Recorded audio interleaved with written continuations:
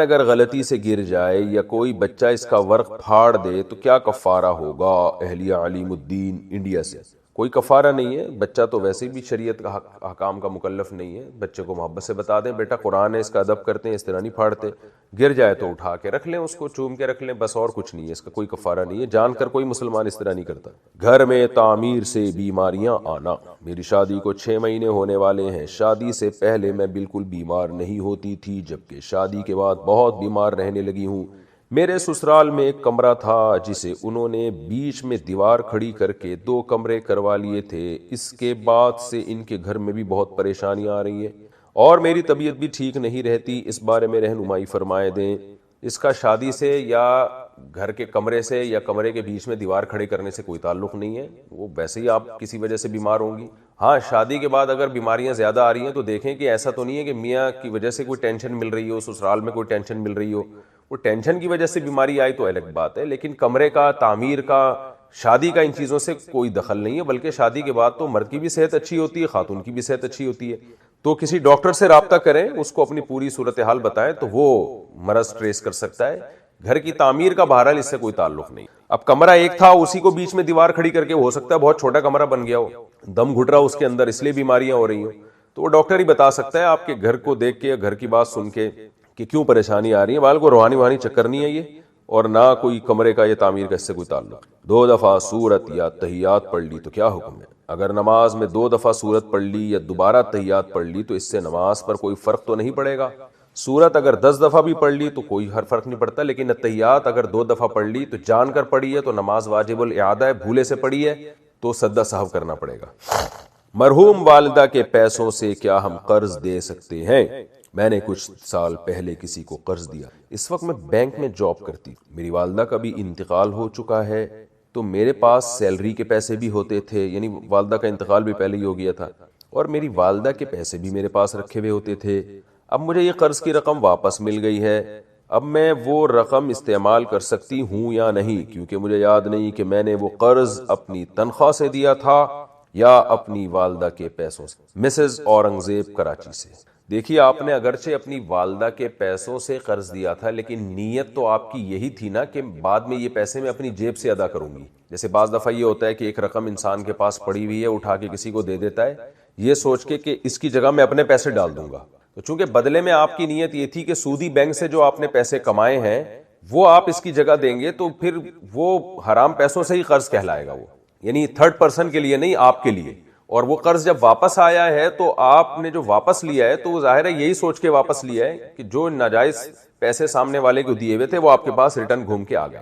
تو جتنے پیسے آپ نے قرض میں دیے تھے، کیونکہ وہ آپ نے بہرحال سودی بینک سے کمائے تھے، تو وہ پیسے ویسے بھی آپ کے ذمہ واجب یعنی تصدق تھے وہ، تو اس لیے اتنی رقم چاہے وہ رقم کر دیں یا وہ کھا لیں، لیکن اس کے بدلے کوئی دوسری رقم دے دیں تو آپ اور اس دعوت میں یہ بات پہنچ گئی کہ کوئی ایک ایسا مذہب ہے جو یہ دعویٰ کرتا ہے کہ ایک اللہ ہے ہم سب کو پیدا کرنے والا، اور ہم پر لازم ہے کہ ہم اس اللہ کی مان کے چلیں، اور اس نے اپنے بندوں کے لیے آسمان سے قانون نازل کیا ہے، لہذا قانون ساز انسان نہیں ہے، قانون ساز کون ہے؟ اللہ ہے۔ غیر مسلم میں اور مسلم میں فرق کیا ہے؟ مومن میں اور کافر میں۔ مومن کہتا ہے ہماری قانون اللہ پہلے بنا چکا ہے، اور غیر مسلم کہتا ہے ہمارے قوانین اسمبلیاں بنائیں گی۔ ہم کہتے ہیں اسمبلی کا کام اللہ کے بنائے ہوئے قانون کو، بولو بھائی، نافذ کرنا ہے، اور کسی قانون کی تشریح میں کوئی اختلاف ہو تو پھر اس میں اسمبلی کا سہارا، یا کوئی قانون ایسا ہے جس میں شریعت نے آزادی دی ہے، جیسے آپ کو ریڈ پہ بریک لگانی ہے اور گرین پہ چلنا ہے، تو یہ قانون ایسا ہے کہ جس کا انتظامیہ سے تعلق ہے، مینجمنٹ سے۔ اس میں اسلام نے ہمیں یہ تو بتایا کہ انتظام سے رہو، لیکن انتظام یعنی ایک ڈسپلن سے رہو، یہ تو اسلام نے بتایا، مگر اس ڈسپلن کا طریقہ کیا ہوگا یہ ہماری رائے پہ چھوڑ دیا۔ کیا خیال ہے؟ تو قانون بنتے ہوئے کہا جاتا ہے بھائی جب بتی لال ہوگی تو سب کو، اگر قانون بنا دیا جاتا کہ ہری پہ چلنا ہے، ہری پہ رکنا ہے اور لال پہ چلنا ہے، تو ہم اس کو فالو کرتے۔ ان کو کہا جاتا ہے اباحت اصلیہ، کچھ چیزیں ایسی ہیں جو اللہ نے مباح رکھی ہیں، انسانوں پہ چھوڑ دی ہیں کہ تم بنا لو خود ہی، یہ تمہاری اپنی ثواب دید پر ہے، سمجھ رہے ہو نا؟ چونکہ وہ اس کا حلال و حرام سے تعلق نہیں ہے، وہ تو ہر دور کے لحاظ سے اس میں چینجنگ ہوتی رہے گی. تو اس لیے شریعت چونکہ قیامت تک کے لیے آئی ہے تو بہت ساری چیزوں میں شریعت نے انسانوں کو آزادی دے دی کہ بھئی یہ تم خود فیصلہ کر لو ماحول کے لحاظ سے, معاشرے کے لحاظ سے. سمجھ رہے ہیں؟ تو ملک کو اسمبلی کی جو ضرورت ہوتی ہے اس کی بہت بڑی وجہ یہ ہوتی ہے کہ جن چیزوں میں اسلام نے ہمیں آزاد رکھا ہے اس میں اسمبلی فیصلہ کرتی ہے بھئی بجلی کے ریٹ بڑھانے ہیں, یا اسلام نے یہ تو کہہ دیا حکومت کو کہ تمام گھروں میں بجلی پہنچانا تمہاری, بولو بھائی, ذمہ داری. ریٹ کتنے ہوں گے یہ اللہ نے نہیں بتائے. آٹے کے ریٹ کیا ہوں گے, چینی کے کیا ہوں گے, بتائے وہ بھی اللہ نے ہے, لیکن وہ بھی پھر معیشت کی طرف میرا بیان چلا جائے گا. تو لیکن جو اصل قانون ہے حلال حرام, الاؤڈ ناٹ الاؤڈ, یہ کس نے نازل کیا ہے؟ اللہ نے. اس میں ہمیں رائے کے دخل کی ضرورت نہیں ہے. جبکہ غیر مسلم اس میں بھی قانون کو فالو کرتا ہے. ان کے ملک میں قانون ہوگا الاؤ تو بس الاؤ ہے, وہ یہ نہیں دیکھتے کہ اللہ کے ہاں الاؤ ہے یا نہیں ہے. تو قرآن کہتا ہے کہ اہل جہنم کہیں گے کہ ہمارے پاس کوئی ڈرانے والا آیا تھا, یقیناً آیا تھا, جبکہ ہم دیکھتے ہیں کہ پیغمبر سب کے پاس نہیں جاتے. تو پتہ یہ چلا, اسی سے ملتی جلتی ایک اور آیت ہے قرآن میں. قرآن کہتا ہے کہ ہم اہل جہنم سے کہیں گے اولم نعمرکم ما یتذکر فیہ من تذکر وجاءکم النذیر, کیا ہم نے تمہیں اتنی عمر نہیں دی تھی کہ جس میں تم سمجھ جاتے اور تمہارے پاس ڈرانے والا بھی آیا. یعنی عقل سے فیصلہ کرا لیتے تو بھی درست نتیجے تک پہنچتے. اتنی ایج تمہیں ملی ہے جس میں تمہیں سوچنے کا موقع, کیونکہ بچپن میں موت واقع ہو جائے تو پھر وہ مکلف نہیں ہے. تو سمجھنے کا ہم نے تمہیں موقع بھی دیا, اچھے اور برے کا, اور تمہارے پاس ڈرانے والا بھی آیا, حالانکہ ہر ایک کے پاس پیغمبر نہیں آتے. تو پتہ یہ چلا کہ اللہ کی دعوت کہ اس نے اپنے بندوں کے لیے آسمان سے کچھ نازل کیا ہے, یہ دعوت کسی بھی ذریعے سے کسی کے کان تک پہنچ گئی تو اللہ کی حجت اپنے بندوں پر تمام ہو گئی. حجت تمام ہونا سمجھتے ہیں بھائی, عدالت جب کسی کو گرفتاری کے وارنٹ بھیجتی ہے یا نوٹس بھیجتی ہے کہ آپ نے عدالت میں حاضر ہوں, آپ کے خلاف مقدمے کی سماعت ہو رہی ہے. بھائی وسیم بھائی نے کیس کیا سلیم کے خلاف, تو سلیم بھائی کے گھر عدالت جائے گی, دروازہ کھٹکھٹائے گی, میں جج صاحب ہوں, سلیم بھائی, وسیم بھائی نے کہا ہے کہ آپ نے اتنے پیسے کھائے ہوئے, آ جائے عدالت میں, آپ کے خلاف کیس ہے. عدالت کیا بھیجتی ہے؟ نوٹس. عدالت کا ایک نمائندہ آئے گا, بیل بجائے گا, آپ کو نوٹس دے گا, اس پہ سگنیچر کریں کہ ریسیو ہو گیا ہے. بات آ رہی ہے سمجھ میں؟ سگنیچر کریں کہ ریسیو ہو گیا ہے. چونکہ یہ عدالت کے نمائندے 2 نمبر بھی ہوتے ہیں تو بعض دفعہ یہ مکمکہ کر لیتے ہیں کہ اتنے پیسے دے دو, میں کہہ دوں گا کہ وہ ملک سے باہر ہیں, ایسا بھی ہوتا ہے. تو پھر وہ عدالت کیا کہتی ہے, بھائی نوٹس دیوار پہ چپکا دو اور اخبار میں اناؤنس بھی کر دو, کہیں نہ کہیں تو پڑھے گا نا اخبار میں, کوئی اس کا ریلیٹو پڑھے گا, یار تمہارا نام آج میں نے اخبار میں دیکھا, سلیم بھائی کا نام آیا ہوا تھا اخبار میں, تو فوراً کان کھڑے ہوتے ہیں, کیا لکھا تھا عدالت نے وارنٹ جاری کیے. تو یہ بھی نہیں ہوگا تو گیٹ کے قریب عدالت کیا لگا دیتی ہے؟ نوٹس. کیونکہ بھائی کبھی نہ کبھی گھر تو آؤ گے نا, اس کے بعد بھی اگر آپ عدالت میں حاضر نہیں ہوتے تو عدالت کیا کرتی ہے؟ آپ کے خلاف فیصلہ سنا دیتی ہے. پھر آپ عدالت میں آ کے یہ کہو کہ مجھے تو نوٹس کا پتہ ہی نہیں چلا تو میرے خلاف فیصلہ کیوں سنایا, تو عدالت کہے گی کہ اولم نعمرکم ما یتذکر فیہ من تذکر وجاءکم النذیر, کیا تمہارے پاس میرا نوٹس نہیں پہنچا؟ گیٹ پہ بھی لگا دیا اور اخبار میں بھی اناؤنس کر دیا, اور خود بھی تم مجرم تھے, تمہیں پتا تھا کہ میرے خلاف عدالت میں کوئی جائے گا, تو اب تمہارا یہ عذر قابل قبول نہیں ہے. تو اسی طرح یاد رکھیں اللہ نے فیس بک کے ذریعے بھی غیر مسلموں کے کان میں علماء کی دعوت پہنچائی ہے. میں نے بتایا نا, ایک سکھ نے اسلام قبول کیا, واٹس ایپ کے ذریعے اس تک اسلام کی دعوت پہنچی. رسول اللہ صلی اللہ علیہ وسلم کی احادیث واٹس ایپ کے ذریعے پہنچتی تھی تو اس کو متاثر ہوا کہ یار یہ کیا ہے, یہ کس کی تعلیمات ہیں. میں آپ کو عجیب بات بتاؤں, ایک آغا خانی نے, کئی سال پرانی بات ہے, اسلام قبول کیا, ایک دن فضائل اعمال کی تعلیم میں کہیں بٹھا دیا کسی نے, اس میں کچھ اخلاقیات کی باتیں تھیں, اخلاقیات, تو اس کو بڑی اچھی لگی کہ یار یہ تو بڑے اچھے اخلاق کی ایک باتیں سکھائی جا رہی ہیں اس میں. تو اس نے کیا کیا کہ تھوڑی سی ریسرچ کی, تو پھر اسلامی فقہ کا مطالعہ کرنا شروع کیا اس نے کہ اسلامی قانون پڑھوں میں. جب قانون پڑھا تو ظاہر ہے یہ جو ائمہ اربعہ ہیں امام ابو حنیفہ، امام مالک، امام شافعی، امام احمد بن حنبل، انہی کا قانون مدون ہوا ہے نا، جو انہوں نے ریٹن فارم میں تو یہی لوگ لے کر آئے ہیں اسلامی قانون کو. ان کی کتابیں پڑھی تو حیران ہو گیا کہ یار یہ تو آکسفورڈ یونیورسٹی میں بھی یعنی اس طرح کی جو بحث ہے اور اس طرح قانون کی باریکیوں میں جا کے ڈیبیٹ کرنا، یہ تو آکسفورڈ یونیورسٹی میں آج پڑھایا جا رہا ہے. تو اس نے کہا کہ یہ لوگ کب پیدا ہوئے تھے؟ پتا چلا کوئی 80 ہجری میں، کوئی 150 ہجری میں. اس نے کہا یار یہ اس دور میں کسی باطل مذہب کے ماننے والے اتنا اچھا لا مرتب نہیں کر سکتے جب دنیا اندھیروں میں پڑی ہوئی تھی اور اسلام قبول کیا اس نے. اس نے کہا اس دور میں اتنی تہذیب کہاں سے آ گئی کہ ایسا پورا ایک لا ریٹن فارم میں لکھ کے چلے گئے وہ لوگ. آج ایک بہت بڑے ڈاکٹر تھے، ڈاکٹر سے مراد میڈیکل والے ڈاکٹر نہیں، وہ جو پی ایچ ڈی ڈاکٹر ہوتے ہیں اور کے ایس بی ایل یونیورسٹی کے پروفیسر بھی ہیں. انہوں نے بتایا کہ گوروں نے اس بات کا اعتراف کیا ہے کہ ہم نے جو لا ہے نا، جو باقاعدہ ملکوں میں نافذ کیا گیا، اس لا کو سیکھا اور اس کی اصل بیس مسلمانوں سے لی ہے. نہیں یاری بات، یہ جو ہدایہ ہے نا فقہ کی کتاب، یہ کئی سو سالوں تک لندن کی یونیورسٹیوں میں پڑھائی جاتی رہی ہے. اس کا جو کتاب القضاء ہے، یعنی جو عدالت سے متعلق قوانین ہیں، کیونکہ جب اسلام دنیا میں آیا دنیا اندھیروں میں ڈوبی ہوئی تھی. وہ لا ان کے پتہ ہے کیا لا قوانین کیا ہوتے تھے؟ توہمات کی بیسس پر ان کے قوانین چلتے تھے. بادشاہ سلامت، جس کا دل، جس کے چاہیں گردن اڑا دیں اور جس کو چاہیں. لا تو جب ہونا کہ جب کوئی بادشاہ بھی تو کسی چیز کا پابند ہو. بادشاہ کیا سمجھتا تھا اپنے آپ کو؟ مختار کل، جس کو چاہے گردن اڑا دی، بس جو بادشاہ نے کہہ دیا وہ قانون ہے. کوئی مرتب کچھ بھی نہیں تھا. اسلام دنیا میں آیا ہے، اسلام نے، نبی صلی اللہ علیہ وسلم نے کچھ اصول بیان کیے. ایک پہلا اصول نبی نے کیا بیان کیا عدالتی قوانین کا؟ البینۃ علی المدعی والیمین علی من انکر. بڑا زبردست ایک لا ہے جو پوری دنیا میں چل رہا ہے. دلیل اس کے ذمے ہوگی جو دعویٰ کرے گا. بھائی عدالت میں جب بھی کوئی جائے گا تو دلیل کس کے ذمے ہوگی؟ جو دعویٰ کرے گا. اور جو دعوے سے انکار کرے گا اس کے ذمے دلیل نہیں ہے، اس کے ذمے قسم ہے. یہ اصول فقہ میں پڑھایا جاتا ہے کیونکہ یہ نبی کی زبان سے نکلا ہوا قانون ہے نا، تو تمام فقہاء نے اس کو اصول فقہ میں ایک بیسک لا کے طور پہ لیا ہے. اس کے بڑے فائدے ہیں. جنہوں نے یہ لا نہیں پڑھا نا وہ پھینکتے رہتے ہیں، وہ قضائے عمری کا انکار کر دیتے ہیں. وہ کہتے ہیں قضائے عمری پر کوئی حدیث بتاؤ. اللہ کے بندو، دلیل اس کے ذمے ہوتی ہے تو کیا کرتا ہے؟ دعویٰ کرتا ہے.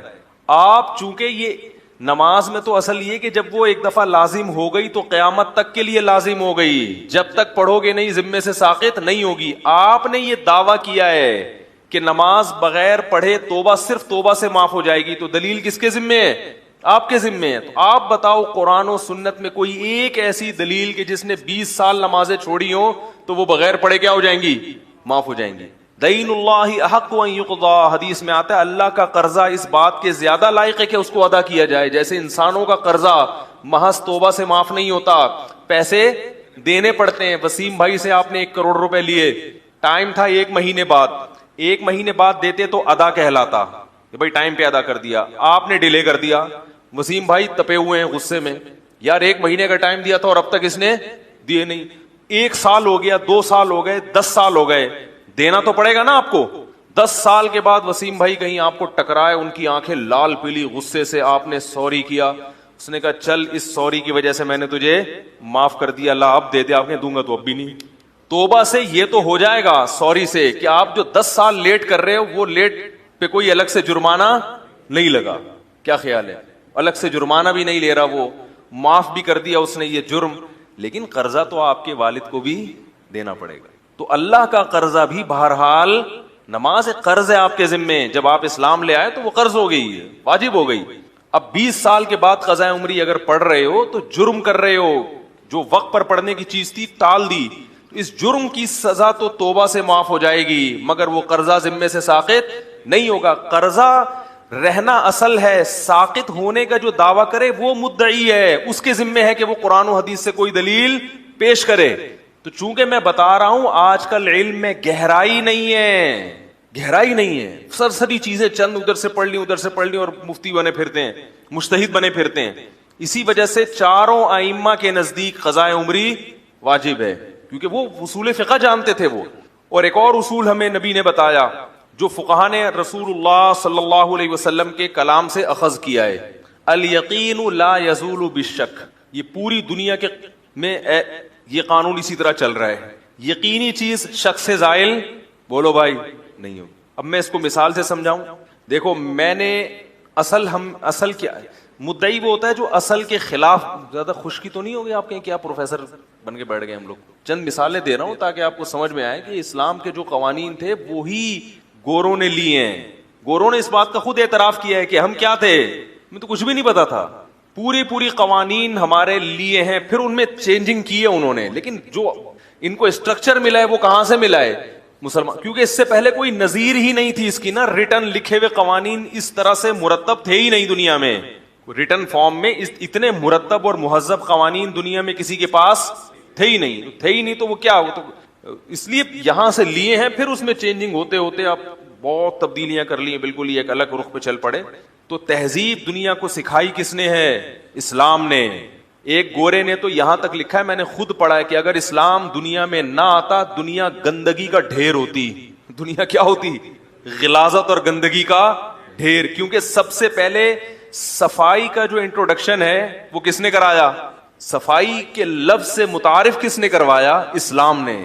جب یہ متعارف ہو گیا پھر ایک چیز ایک ٹریک پہ چل پڑتے ہیں تو کسی کی سپیڈ تیز ہوتی ہے, کسی کی سلو ہوتی ہے. ٹریک پہ چلانے والا کون ہے؟ اسلام ہے.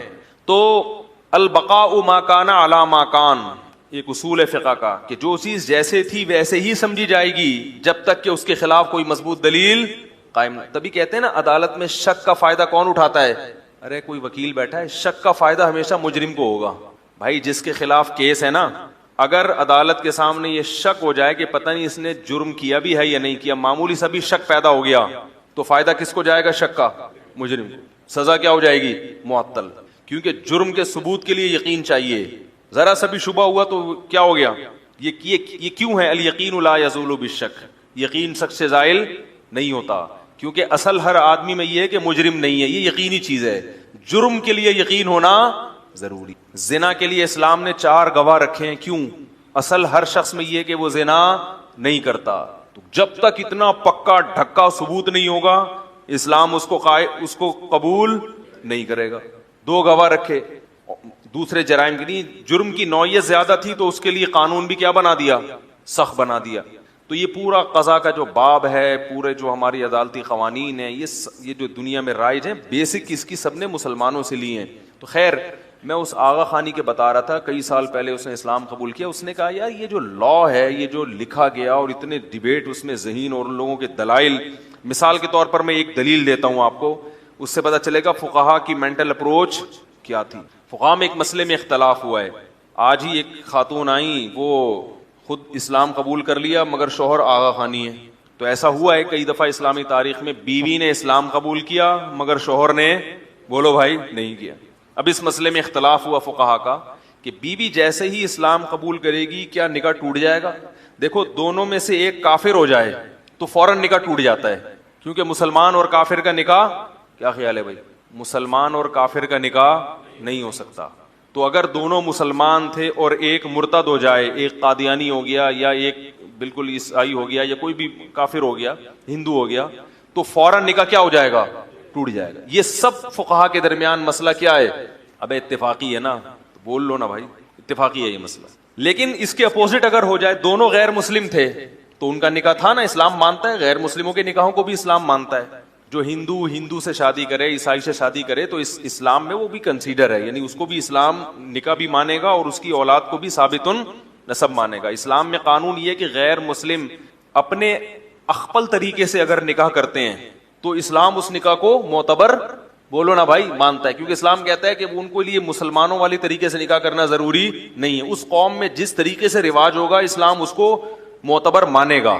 تو اب غیر مسلموں نے اپنے طریقے سے نکاح کیا, دونوں غیر مسلم تھے, ان دونوں میں سے ایک نے اسلام قبول کر لیا, شوہر نے یا بیوی نے. جب ایک نے اسلام قبول کیا تو دوسرا کافر ہے, تو ظاہر ہے نکاح فوراً کیا ہوگا, لیکن نہیں ٹوٹے گا. کیا ہوگا؟ امام حنیفہ رحمہ اللہ تعالیٰ کہتے ہیں نکاح ان دونوں کا نہیں ٹوٹے گا, لیکن رہ بھی نہیں سکتے, کیونکہ مسلمان اور کافر یعنی نکاح کے طور پر میاں بیوی بن کے نہیں رہ سکتے, مگر نکاح ٹوٹا نہیں ہے. اب عجیب مصیبت ہے کہ نکاح بھی نہیں ٹوٹا اور رہ بھی نہیں سکتے, تو اب ہوگا کیا؟ وہ کہتے ہیں کہ بھائی دیکھو, اگر ہم دونوں میں سے ایک کے اسلام لانے کو یہ کہیں کہ اس سے نکاح ٹوٹ رہا ہے تو اس کا مطلب اسلام سبب بن رہا ہے توڑ کا, اسلام توڑ کا سبب نہیں بنتا. اسلام ہمیشہ کس کا سبب بنتا ہے؟ جوڑ کا. اسلام رشتے جوڑنے کے لیے آیا ہے, رشتے توڑنے کے لیے نہیں آیا. دونوں میں سے ایک کافر ہو گیا تو نکاح فوراً ٹوٹے گا, کیونکہ ہم کہیں گے کیوں ٹوٹ رہا ہے, کہ ایک نے اسلام چھوڑ دیا ہے. تو اسلام کا چھوڑنا تو نکاح کے ٹوٹنے کا ذریعہ بنے گا, اسلام لانا نکاح کے ٹوٹنے کا ذریعہ نہیں بنتا. لیکن اب ساتھ رہ بھی نہیں سکتے, اب ہوگا کیا؟ ان میں جدائی بھی کرنی ہے.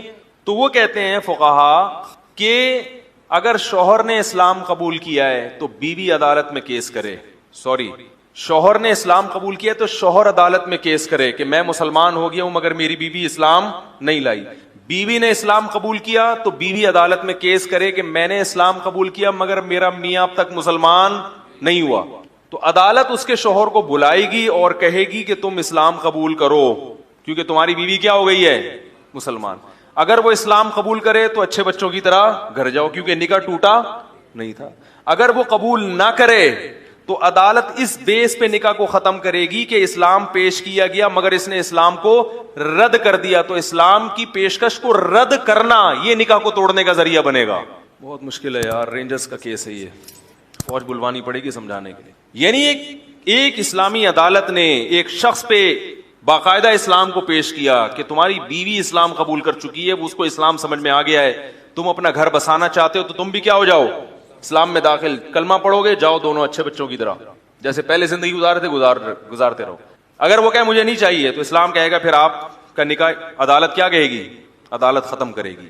اس بیس پر نہیں کہ بیوی مسلمان ہو گئی, اس بیس پہ کہ اس پر حکومت نے اسلام کی پیشکش کی اور وہ اپنا گھر بسانے کے لیے تیار نہیں ہوا.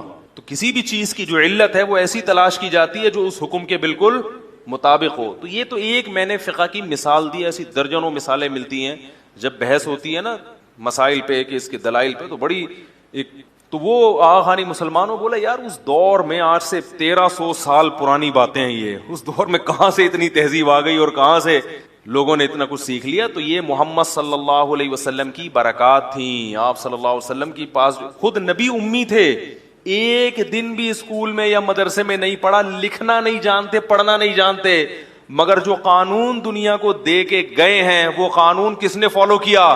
گورے نے فالو کیا ہے. وہ آج بھی دنیا میں جب ڈیبیٹ ہوتی ہے نا مختلف قوانین, تو اس میں اسلامی قوانین کو باقاعدہ ایک ویلیو دی جاتی ہے کہ اسلام اس بارے میں بولو بھائی کیا کہتا ہے.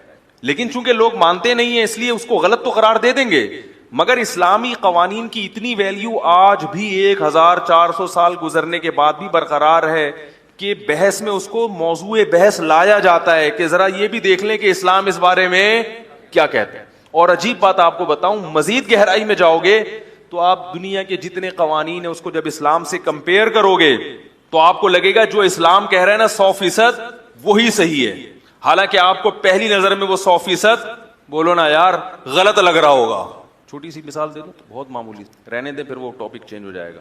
اسلام پر سب سے زیادہ اعتراضات یہی ہوتے ہیں نا, شادیاں وادیاں مسلمان کرتے ہیں اور مسلمان میں کیا ہے یہ عورتوں کو آدھی وراثت, یہی ہے نا اسلام پہ جو اعتراضات کیے جاتے ہیں. عورتوں کو آدھی وراثت ملتی ہے اور عورتوں کو گھروں میں قید کر کے رکھتے ہیں, خود جاب کرتے ہیں, عورتوں کو جاب نہیں کرنے دیتے. یہ اسلام پہ بڑے بڑے بنیادی کیا ہیں. کسی کا فون آیا کسی غیر مسلم ملک سے, میں ملک کا نام نہیں لیتا, انہوں نے کہا میری بچی اسکول جا رہی ہے, پورا اسکارف لیتی ہے, تو اس کو وہاں اسکول میں جو غیر مسلم ٹیچرز ہیں انہوں نے اسلام کے خلاف ورغلانا شروع کر دیا.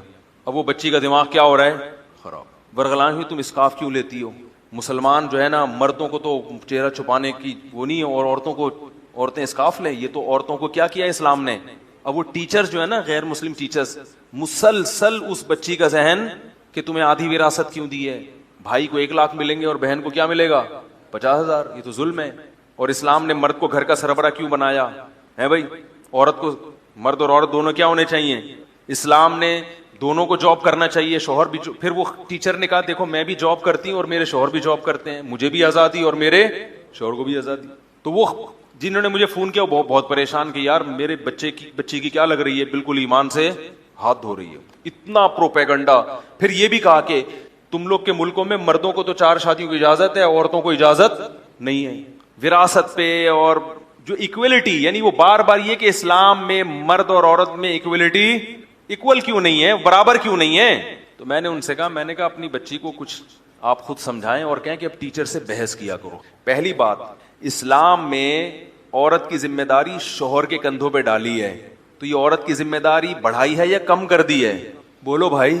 اسلام یہ جو ٹیچر پڑھا رہی ہے نا, اسلام اس کے میاں کو کہہ رہا ہے کہ اس کا بھی خرچہ کون اٹھائے گا؟ تم اٹھاؤ گے. تو یہ تو عورت پر احسان کیا یا ظلم کیا؟ احسان کیا. دوسری بات اس نے کہی کہ وہ اسلام کہتا ہے عورت گھر میں قید رہے. میں نے کہا قید جیل خانے میں ہوتی ہے, گھر میں نہیں ہوتی. قید کا لفظ استعمال کر کے نا نفسیاتی متاثر کیا جا رہا ہے. دیکھو بندہ مرد بھی ساری دنیا میں گھومتا ہے, سکون کہاں کے ملتا ہے؟ گھر میں. تو کیا قید خانہ ہے؟ آپ آفس سے شام کو گھر بھاگتے ہو نا جلدی, بھائی شام کو آپ صدر یا ٹاور سے واپس آؤ تو واپسی پہ کس قدر رش ہوتا ہے. دوپہر کو آؤ گے رش نہیں ہوگا. شام کو رش کیوں ہوتا ہے؟ سب تاجر دکانیں بند کر کے گھر بھاگ رہے ہوتے, قید ہونے کے لیے بھاگ رہے ہیں گھر میں. وہ ان کو پتا ہے کہ دکان میں ہم قید تھے, گھر میں کیا ہوں گے؟ کھلا کھائیں گے تے ننگا نہائیں گے. پنجابی لوگ مثال دیتے ہیں. ہم ایک دفعہ سفر میں تھے تو میرے ساتھ لاہور کے کچھ ساتھی تھے. اس وقت مجھے پتا چلا لاہوری بڑے ماشاءاللہ کھلے ڈلے بہت ہوتے ہیں, ماشاءاللہ بڑی کھلی ڈلی اسپیکنگ ہوتی ہے ان کی. تو کچھ لاہور کے بھی تھے, تو ہم سفر میں تھک گئے.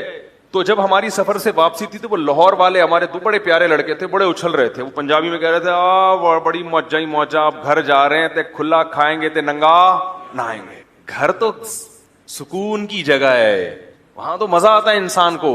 قرآن نے کیا کہا ہے؟ والمحصنات, حصن کہتے ہیں قلعے کو. حصن کسے کہتے ہیں؟ قلعے کو. تو عورت جو گھر میں رہنے والی ہے تو اس گھر کو اللہ نے کیا کہا؟ قلعہ. قلعے میں انسان قید نہیں ہوتا, محفوظ ہوتا ہے. بات آ رہی؟ فوج جو قلعہ بناتی ہے نا اپنے لیے, وہ قید ہونے کے لیے نہیں بلکہ دشمن سے اپنی حفاظت کے لیے. تو اسلام نے عورت کو مردوں کی ہوس کا نشانہ بننے سے بچانے کے لیے گھر کی چار دیواری میں محفوظ کیا ہے, قید نہیں کیا. تو میں نے ان کو بولا کہ اپنی بچی سے کہو کہ اس ٹیچر سے کہیں کہ جو بھی مس یا جو بھی ٹیچر جو بھی ہیں, جو بھی وہ لقب ان کو دے کے خطاب کرتی ہیں, کہ آپ کی عورتیں محفوظ نہیں ہیں, مسلم عورتیں. باقی اسلام نے یہ تھوڑی کہا کہ اس میں وہ چارپائی سے باندھ دو ان کو, پردے کے ساتھ جا سکتی ہے جہاں بھی جائیں, شوہر کی اجازت کے ساتھ, شوہر کو پتا ہو, تاکہ نگرانی بھی تو ہو نا. جہاں پھول ہوتے ہیں تو کانٹے اللہ نگرانی کے لیے پیدا کرتا ہے کہ نہیں کرتا؟ تو اسلام نے یہ مان لیا کہ عورت پھول کی طرح ہے, لہذا اس کے گرد مردوں کے کانٹے ہوں گے جو اس کی حفاظت کریں گے. غیر مسلم عورت کو پھول ماننے کے لیے تیار ہے ہی نہیں. صحیح ہے نا؟ اس گراؤنڈ ریئلٹی کے منکر ہیں وہ, اس حقیقت کے منکر ہیں. یہ تو دنیا میں مثال دی ہے, خوبصورت پھولوں کے گرد کیا لگے ہوتے ہیں؟ کانٹے. کریلے میں کانٹے, کریلے کی بیل میں کانٹے ہوتے ہیں, ایک کریلے کی حفاظت کے لیے 10 کانٹے. کریلا خود اتنا کڑوا ہوتا ہے کہ وہ اس کی خود ہی حفاظت ہو رہی ہوتی. مرد کی حفاظت کے لیے کانٹوں کی ضرورت نہیں ہے, لیکن عورت کو اللہ نے پھول کی طرح بنایا تو اس کی حفاظت کے لیے مردوں کا پہرا لگا دیا. غیر اس کا باپ, اس کا بھائی, اس کا شوہر, اس کا بیٹا, اس کا بھتیجا, اس کا چچا. تو اب وہاں تک پہنچنے کے لیے ان تمام سنگلاخ چٹانوں کو عبور کرنا پڑے گا. ابا بھی دیکھے گا ٹیڑھی آنکھ سے, بھائی بھی دیکھے گا ٹیڑھی آنکھ سے. ہے بھائی, ہمارے لیے تو حلال طریقے سے یعنی رشتہ لے کے جا کے گھر سے لے کر آنا بڑا مشکل کام ہے, اور ان کے ہاں حرام اتنا سستا ہو گیا, اتنا سستا کہ اتنی عزتیں لٹتی ہیں ان ملکوں میں عورتوں کی. جو ریپ ہوتا ہے, جو جبری زنا ہے, اس کے کیسز اتنے زیادہ ہیں, ان کا میڈیا ان کیسز کو ہائی لائٹ نہیں کرتا. ہمارے رشتہ دار نے کسی غیر مسلم ملک کے بارے میں اپنی آنکھوں سے دیکھا, کہہ رہے میں نے ایک بچی دیکھی بالکل ینگ 15 سال کی, بہت خوبصورت, لیکن ذہنی توازن خراب تھا. ایکسٹرا آرڈینری وہ خوبصورت تھی. کہہ رہے وجہ کیا تھی؟ اس کے ساتھ خوبصورتی کی وجہ سے جبری زنا 15 سال کی عمر میں اتنی بار ہو چکا تھا کہ وہ ذہنی توازن کھو بیٹھی. ہمارے یہاں کوئی اگر اتنی زیادہ خوبصورت ہوگی تو اتنے ہی اونچے خاندان میں جائے گی. کیا خیال ہے بھائی؟ اس کے رشتے پھر کہاں سے آئیں گے؟ بڑے بڑے گھرانوں سے. تو وہ عزت کے ساتھ رخصت ہو کے, میں نے دیکھا ہے کہ بڑی غریب لڑکیاں, لیکن حسن و جمال بہت زیادہ تھا, تو گئی بہت اونچے خاندانوں میں, وہ عزت ملی ان کو, صالح اولاد ملی, پورا محبت ملی ان کو. تو رنگ رلیوں پہ زمانے کی نہ جانا اے دل, یہ خزاں ہے جو باندازے بہار آئی ہے. یہ صرف باتیں ہیں, حقائق نہیں ہیں. تو میں نے کہا ان سے کہو, اپنی ٹیچر سے کہیں کہ اسلام نے عورت کو جو کہا ہے نا کہ جاب حرام نہیں کی اسلام نے, لیکن عورت کو کہا ہے کہ تمہاری ذمہ داری کون اٹھائے گا؟ شوہر اٹھائے گا. اور یہ جو وراثت آدھی دی ہے, میں نے کہا وراثت آدھی دی مگر ذمہ داری, بھائی دیکھو ایک آدمی کا انتقال ہوا, 70 بھائی ہیں, بیٹا اور ایک ان کی بہن ہے, 3 لاکھ روپے فار ایگزامپل چھوڑے یا 3 کروڑ روپے چھوڑے اس نے, 2 کروڑ کس کو ملے؟ بھائی کو, اور 1 کروڑ کس کو ملا؟ بہن کا. جب بھائی کی شادی ہوئی تو شادی پہ خرچہ کس کا ہے؟ 2 کروڑ میں سے اس نے اپنی شادی پہ بھی خرچ کیا, مہر بھی دیا, گھر ارینج کیا دلہن کے لیے. کیا خیال ہے؟ دلہن کے لیے گھر بھی ارینج کیا, پھر گیس بجلی کا بل بھی, پھر سارا جہیز بھی اپنے خرچے پہ ڈالا, پھر بیوی کا سارا نان نفقہ اور اولاد کا سارا خرچہ کس کے ذمے ہے؟ اس 2 کروڑ والے کے ذمے.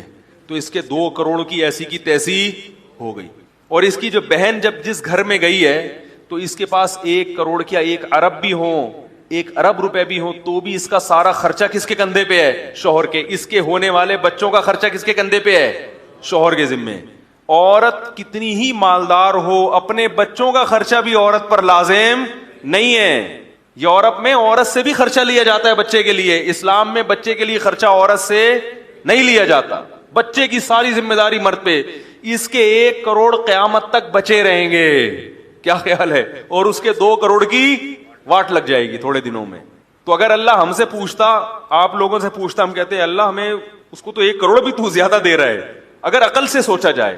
اور یہ بھی اسلام نے اس وقت دیا 1 کروڑ اس کو جب پوری دنیا میں عورت کو وراثت میں 1 دھیلا بھی کوئی دینے کے لیے تیار نہیں تھا. اور خواتین کے حقوق کی کوئی عدالتیں بھی نہیں تھیں کہ نبی محمد صلی اللہ علیہ وسلم اگر عورت کو وراثت میں حق نہ دیتے, دنیا میں کوئی بھی نبی کے خلاف آواز نہیں اٹھاتا. خود خواتین بھی آواز نہیں اٹھاتی کیونکہ وہ اس کلچر سے مانوس تھی کہ وراثت میں عورت کا حصہ نہیں ہوتا. عرب عورت کو حصہ نہیں دیتے تھے.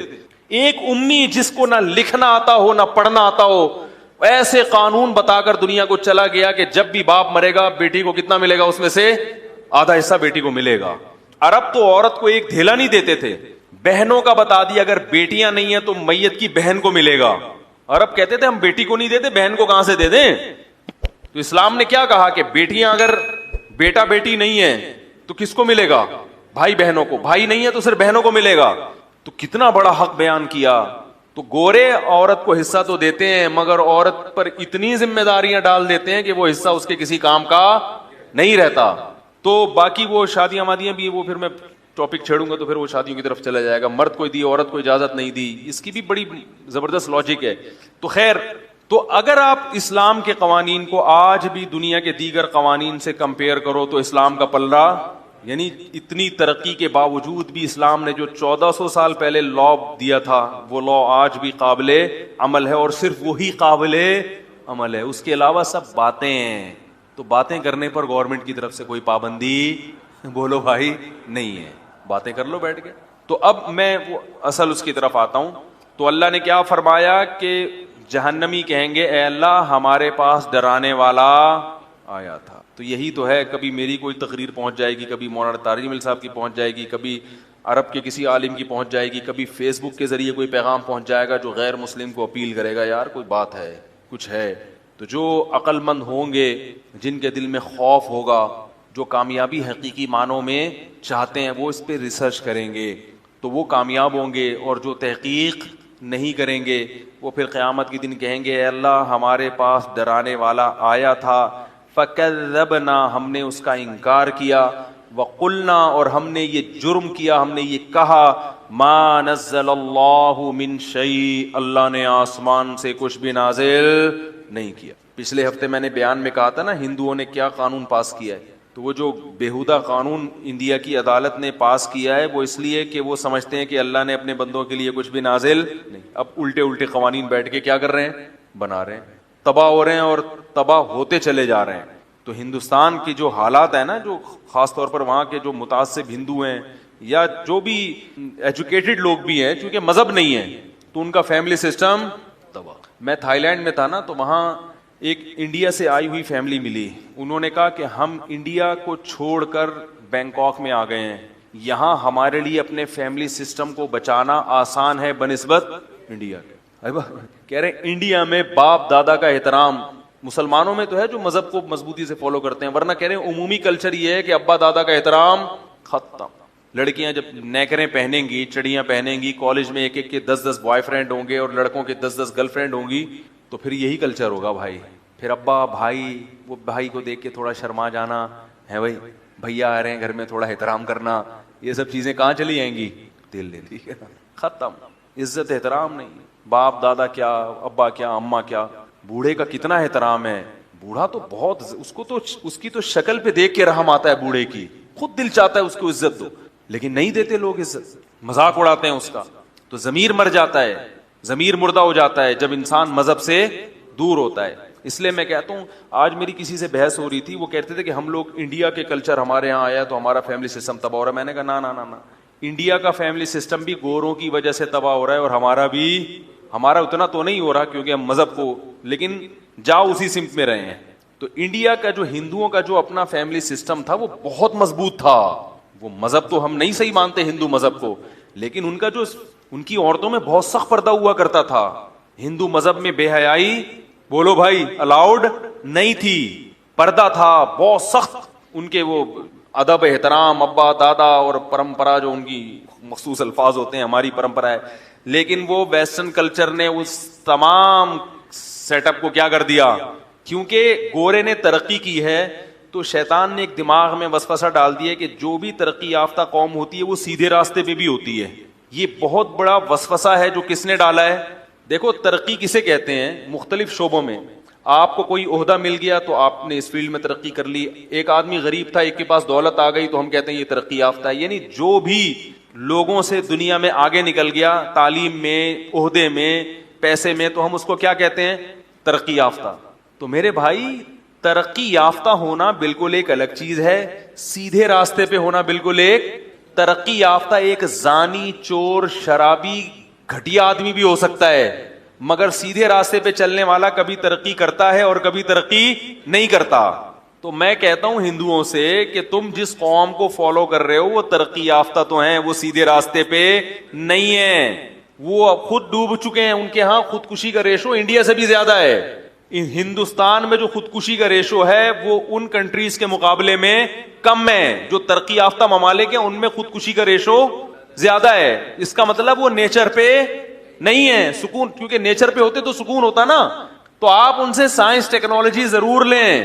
ابھی میرا مغرب کے بعد بھی کہیں بیان تھا، وہ کچھ لوگ بیٹھے ہوئے تھے، میں نے ان سے ایک بات کی. وہ سارے زیادہ تر یو ایس اے وغیرہ سے آئے ہوئے تھے لوگ نا. میں نے کہا دیکھو میرے پاس بھی لوگ کال کرتے ہیں، مفتی صاحب میرے گردے میں درد آتے ہیں اس قسم کی کالس. مفتی صاحب میں بہت دنوں سے پریشان ہوں، میرے گردوں میں درد ہو رہا ہے، میں کیا کروں. میں کہتا ہوں بھائی گردے کے درد کا میرے سے مجھے کیا پتا، یہ گردے کڈنی کے اسپیشلسٹ کے پاس جاؤ نا. کیا خیال ہے؟ تو مجھ سے کوئی گردے کے بارے میں پوچھے گا تو بے وقوف ہوگا کہ نہیں ہوگا.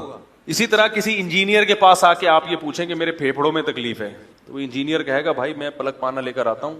تو وہ میکینک ہے، وہ کہہ رہا ہے میں پلک پانا لے کر آتا ہوں، آپ کے پھیپھڑوں کو اسکرو سے ٹائٹ کر دیتا ہوں. میں یہی کر سکتا ہوں. بھائی یہ ڈاکٹر کی فیلڈ ہے، یہ میکینک کی نہیں ہے. اسی طرح جو میکینک کا کام ہے وہ انجینئر نہیں جانتا، انجینئر کا میکینک نہیں جانتا.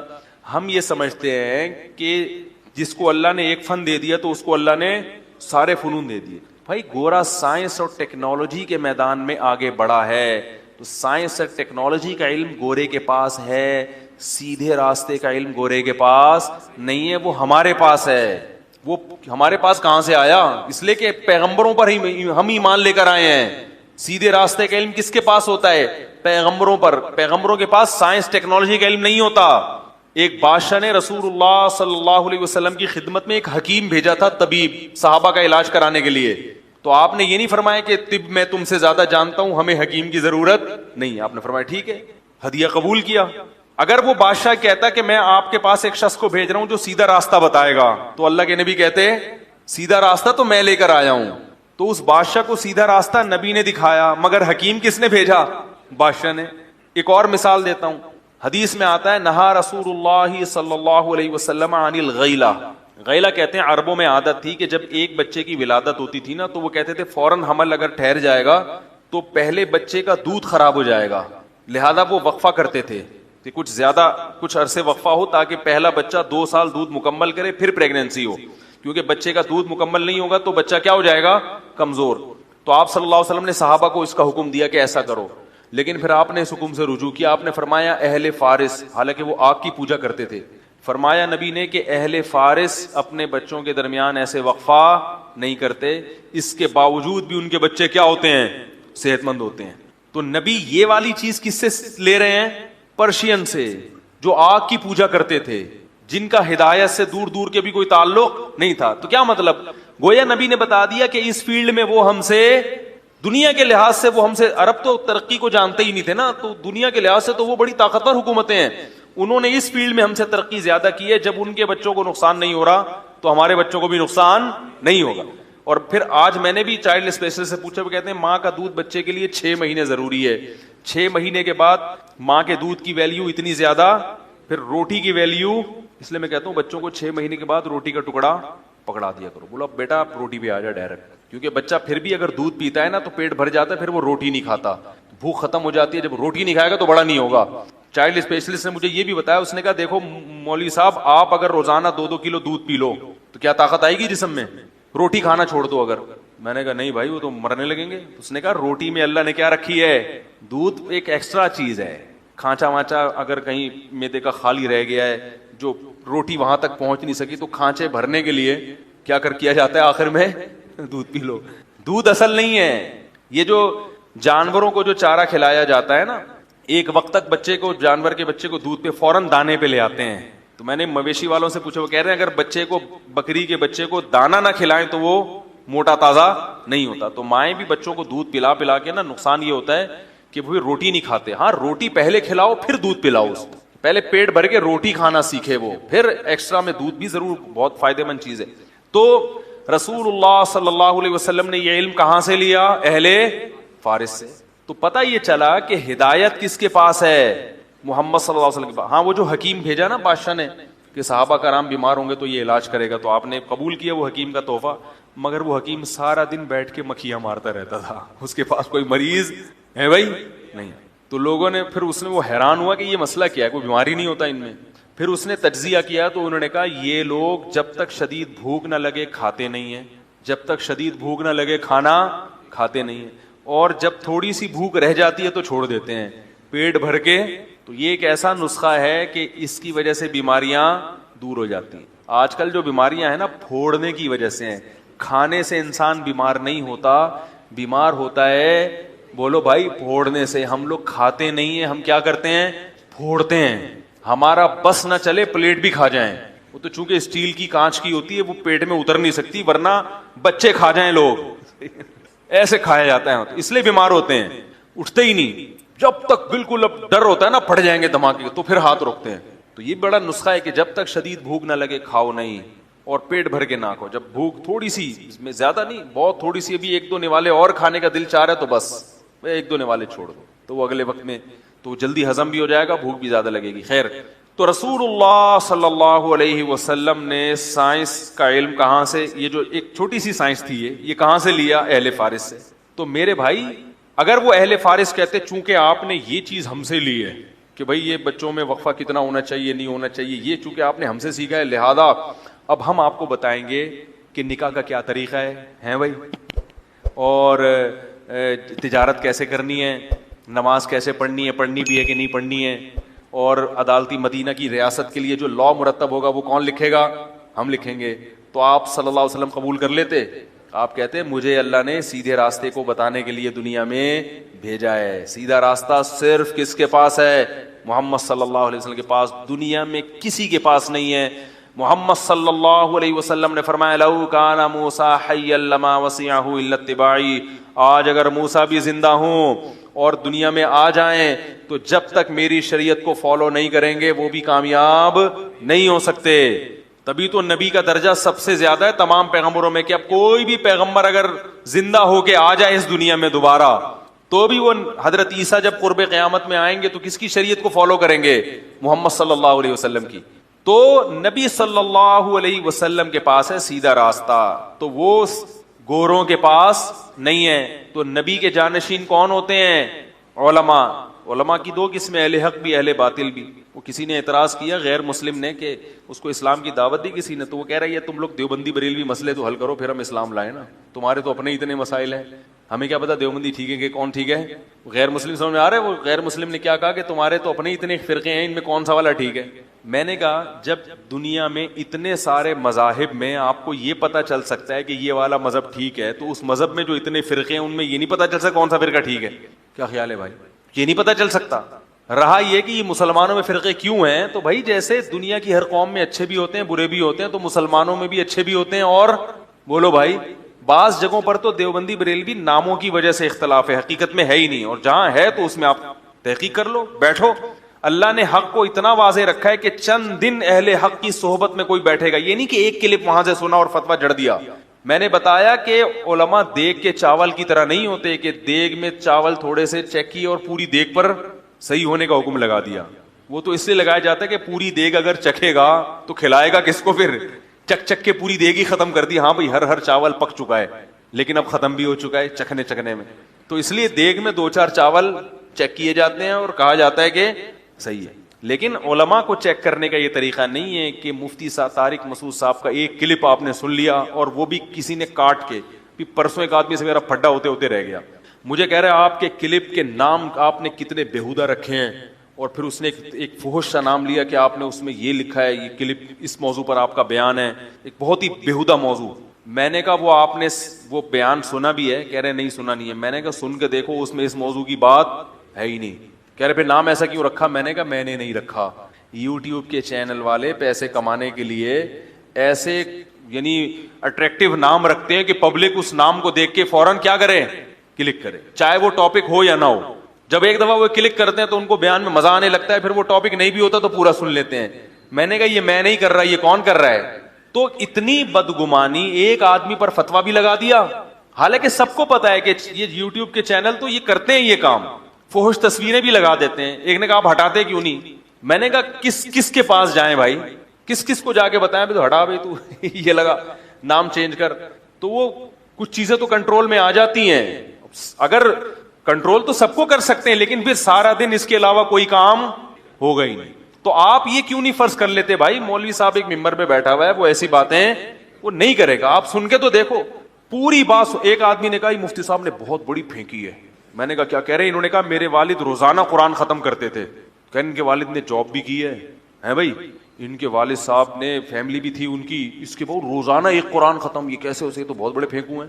ارے پورا بیان سنو، اس میں نے کب کہا کہ ہمیشہ ہوں؟ میں نے کہا 1 مہینہ ان کا یہ معمول رہا ہے جہاز پہ، بحری جہاز پہ فارغ ہوتے تھے شپ پہ، تو پھر وہ روزانہ اس 1 مہینے میں ڈیلی ایک قرآن ختم کرتے۔ 1 مہینے کی بات کی ہے، وہ پورا سنا نہیں، آدھا سنا اور فتویٰ کس پہ لگا دیا؟ یہ بہت بڑے کیا ہیں، روزانہ پوری زندگی ایک قرآن ختم۔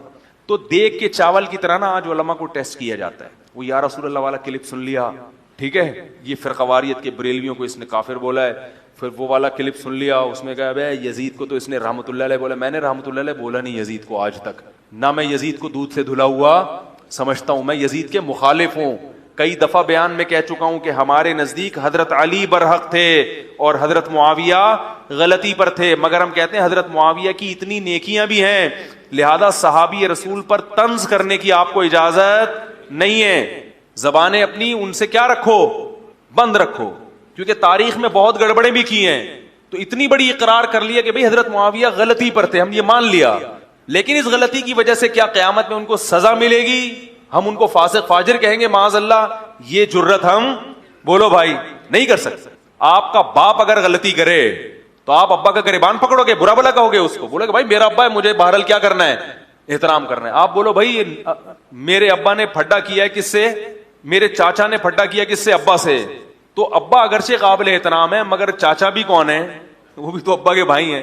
تو آپ بولو گے بڑوں کا مسئلہ ہے، بڑے ہی آپس میں بیٹھ کے حل کریں گے۔ ابھی ایک فتنے کا میں بیان تھوڑا سا کسی نے مجھے سنایا، اس نے کہا کہ حضرت علی رضی اللہ تعالی عنہ سے محبت کا تقاضا ہے کہ حضرت علی سے جس نے لڑائی کی اس سے بغض بھی رکھا جائے، ورنہ حضرت علی سے محبت کا دعویٰ قبول نہیں ہوگا۔ میں نے کہا ٹھیک ہے، پھر حضرت ابو بکر سے محبت کا دعوی کا تقاضا یہ ہے کہ حضرت ابو بکر نے جس کو گورنر بنایا اور محبت کی، حضرت عمر نے جس کو گورنر بنایا اور محبت کی، اس سے بھی دشمنی نہ رکھی جائے۔ حضرت معاویہ کو حضرت ابو بکر نے بھی گورنر بنایا، حضرت عمر نے بھی، اور بہت اعتماد کیا ان کے اوپر۔ تو اگر حضرت معاویہ سے دشمنی رکھو گے تو یہ دشمنی ابو بکر سے دشمنی سمجھی جائے گی کہ نہیں سمجھی جائے گی؟ تو بھائی دلائل تو دونوں طرف ہیں، لیکن پھر بھی ہم یہ کہتے ہیں کہ حضرت معاویہ اصولی لحاظ سے کس پر تھے؟ غلطی، مگر یہ غلطی اجتہادی تھی، حکومت کی لالچ میں وہ اس غلط کو صحیح سمجھ رہے تھے۔ انسان پر دلائل بعض دفعہ کیا ہو جاتے ہیں؟ مشتبہ. لیکن بہرحال یہ ٹاپک ایسا ہے, اس کو جتنا چھیڑو گے تو یہ چھڑتا چلا جائے گا, پھر ایک کلپ آئے گا, پھر اس کا جواب. تو یہ تو میں نے صرف ایک سمجھانے کے لیے کہ ایک بیان سنتے ہیں, میں یزید کو رحمت اللہ علیہ نہیں کہتا, یزید کے دور میں حضرت حسین کا قتل ہوا ہے تو ہم حضرت حسین کے ساتھ ہیں, ہم یزید کے ساتھ نہیں ہیں. لیکن لوگ کہتے ہیں نا نا نا نا, اس نے یہ کیوں کہہ دیا کہ یزید قتل میں براہ راست شریک نہیں تھا, یہ کیوں کہہ دیا؟ تو اس کا مطلب پھر آپ پرچہ لکھ کے دیا کرو, مجھے بیان جو لکھ کے دو گے پھر میں وہی کہوں گا. تو بھائی ہماری بھی اپنی تحقیق ہے, اپنی ایک رائے ہے, اور یہ تاریخی چیز ہے. تاریخی چیز میں اگر کسی کی رائے یہ ہو دوسرے کی رائے ہو تو اس میں کیا حرج ہے؟ اگر کسی کی رائے یہ کہ نہیں اس نے براہ راست قتل میں شریک تھا تو اس کی رائے ہوگی. تو دیکھ کے چاول کی طرح 2-4 کلپ چیک کیے اور کیا جڑ دیا فتوا, یہ بھی غلط, وہ بھی غلط, فلانا غلط.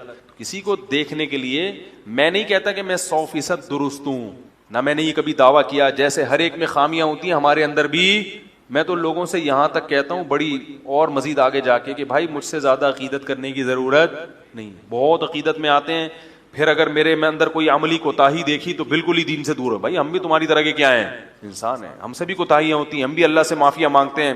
ہمیں تو اس پر اللہ کا شکر ہے, اپنے ایمان پر جو اللہ نے ٹوٹا پھوٹا ایمان دیا, فخر ہے کہ ہمارا کوئی رب ہے.